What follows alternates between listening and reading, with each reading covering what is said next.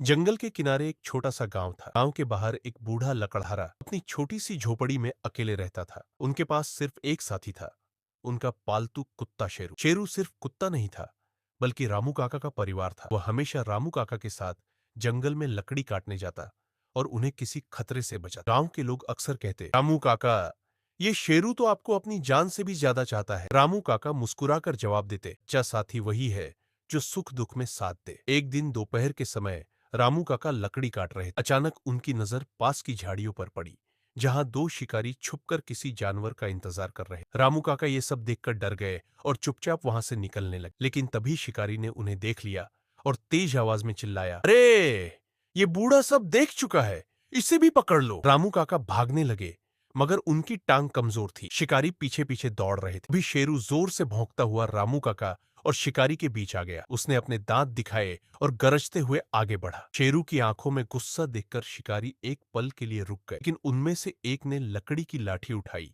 और शेरू को मारने के लिए झपटा। शेरू ने अपनी जान की परवाह किए बिना शिकारी पर हमला कर दिया।